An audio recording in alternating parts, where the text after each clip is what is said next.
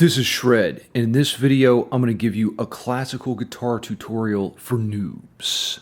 Viking horns. First we'll talk about the differences between acoustic and classical guitars, then hit some basics on classical technique. Arpeggio planting, rest strokes, and free strokes. Finally, we'll get to the fun part, repertoire or pieces of music from composers like Bach. Tabs, backing tracks, and guitar profiles will be below at my Patreon page. That's where you give me your soul. In exchange, you get access to my vast library of YouTube lessons, courses, and secret shred pills. Whoops, never mind.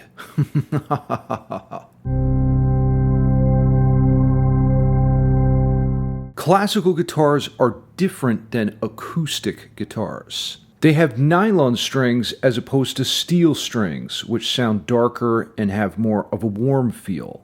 The neck on a classical guitar is wider and there's no truss rod like there is in a steel string acoustic. When playing a classical guitar, you'll notice it just has a different vibe overall. Ever tried playing Wonderwall on a classical guitar?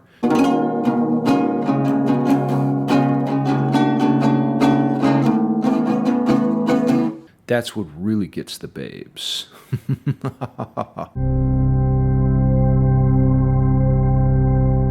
The proper way to play classical guitar is to position the instrument between your legs. You can use a footstool to elevate the instrument closer to your body. This gives you better control and access to the instrument. Instead of a pick, classical guitarists use their fingers. Most people grow out their nails, but you can use the flesh of your fingers too. Use a nail file to shape your nails into a ramp, providing maximum contact with the strings for a full, round tone. We call the thumb P, the index I, the middle finger is M, and the ring finger is A. Of course, A stands for ass.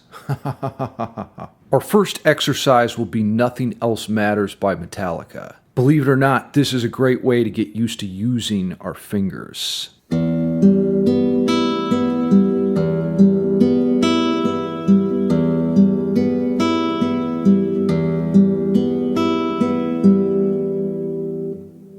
Focus on producing a clear, round tone on each note by making strong contact with the strings. You know, sometimes it feels like everything else matters.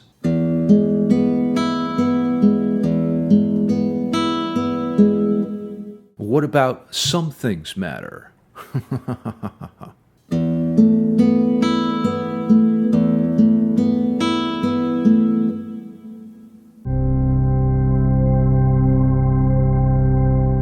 It's time to talk about an important concept in classical guitar technique, planting. I'll use an ascending arpeggio to demonstrate.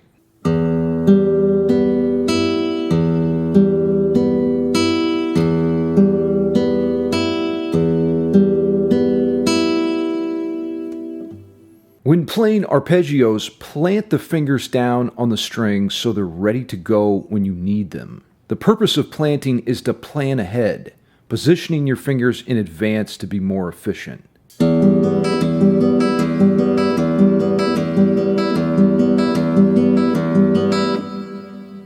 Planting allows you to develop a high level of speed and accuracy that wouldn't be possible otherwise. I'm talking 666 miles an hour.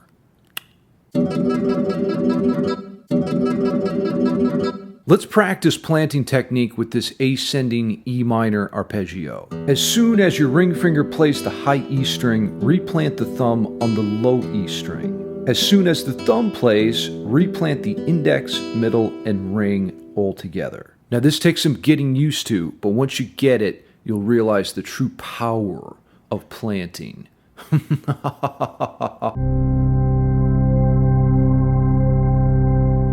Now let's practice the opposite motion with a descending E minor arpeggio.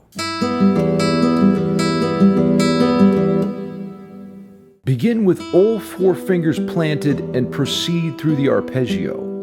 Use fingers A, M, I, and P. As soon as your P or thumb finger hits the low E string, replant your A or ring finger on the high E string.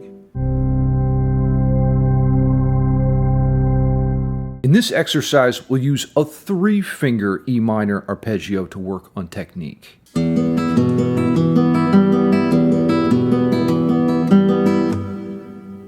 The fingers used will be the thumb, middle, and index finger. Plant each finger down in advance and play the low E, B, and high E strings.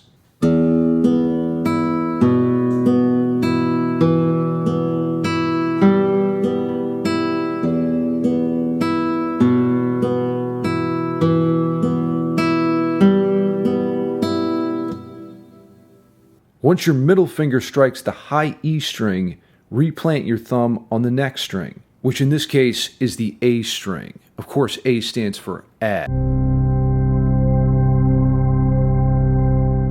When playing scales on the classical guitar, it's common to alternate between your index and middle fingers. It's kind of like alternate picking, except with your fingers. Now, there's 2 main types of articulation styles with this technique: rest strokes and free strokes.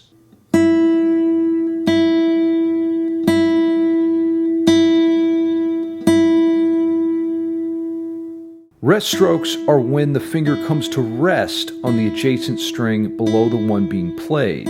For example, if you play the open high E string with a rest stroke, your index finger would come to rest on the B string. The second component to rest strokes is to keep your thumb resting on the low E string. Rest strokes typically produce a bigger sound and have more volume than free strokes. Now that we know what rest strokes are, let's practice them by playing the notes in the first position.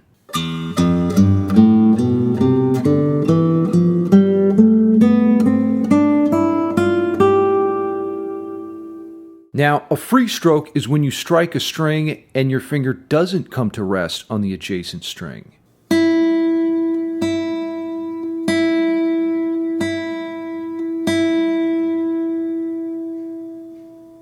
When using free strokes, your thumb follows along on the string right below what's being played. For example, if you're playing on the high E string, the thumb rests on the B string. Here's the notes in the first position using free strokes.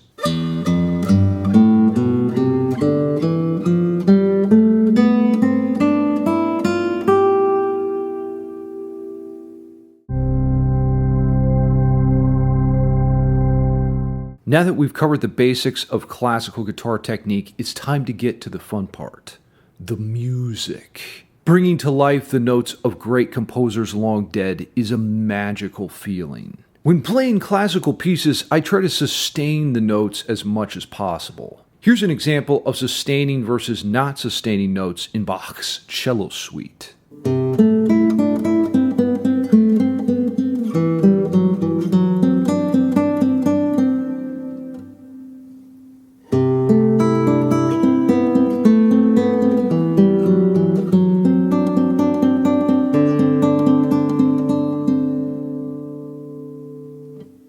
I definitely prefer the sound of the sustained notes. It's much more difficult, but creates a bigger sound. I hope you're proud of me, Bach. I'm going to play an excerpt from Bach's BWV 1000, which is a fugue in A minor. Listen for the counterpoint and brilliant voice leading that Bach uses. It's an incredibly masterful composition.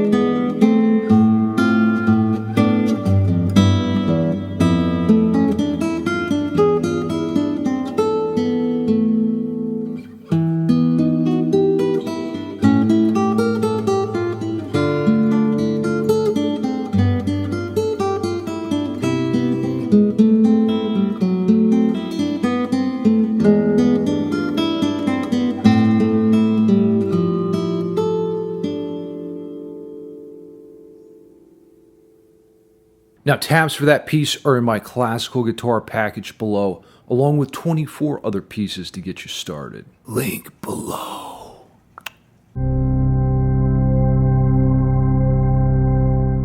Now let's say you don't have a classical guitar. It's perfectly fine to play on a steel string acoustic as well. Let me demonstrate by playing one of Bach's most famous pieces, Bourree in E minor.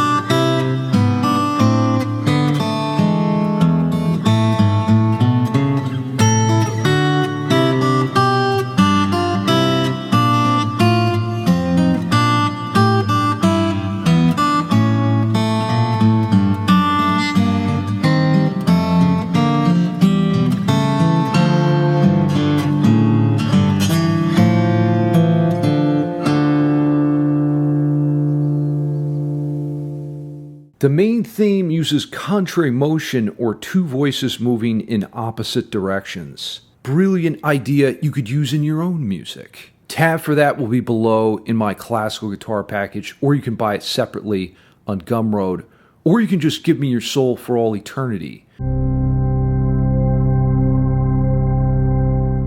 An Italian Baroque composer named Tomaso Albinoni wrote one of the saddest pieces I've ever heard. It's called Adagio in G minor. The extreme sadness in this piece made me want to arrange it for classical guitar, so that's what I did. One thing that really helps is to sustain notes. This emulates the effect of holding down the piano sustain pedal, making some of the mistakes less noticeable. Watch out for the sustain notes and cry me a river while listening to the saddest piece ever.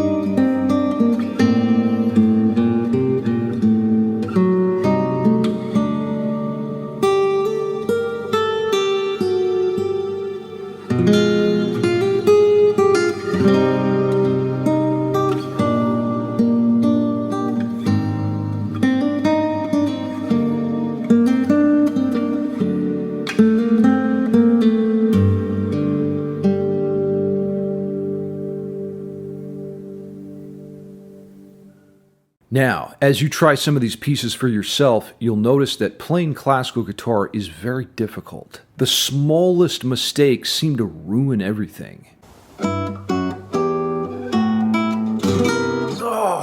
As electric guitar players, we're usually playing songs that have drums, bass, keyboards, and vocal parts as well. But with classical guitar, you're responsible for all the parts. I noticed that my hands become much stronger if I stay consistent with my classical guitar playing. Legato on electric seems almost effortless, and your hybrid picking really improves too. Get the full tabs, guitar profiles, and backing tracks at my Patreon page below. If you're interested in the Cremona Solea classical guitar I'm playing in this video, I'll leave a link to that below as well. I just want to say I really appreciate you guys, my viewers and patrons, for allowing me to do what I do, which is basically just play guitar and wicked laugh all day. It's an amazing life. Until next time, stay evil, my friends.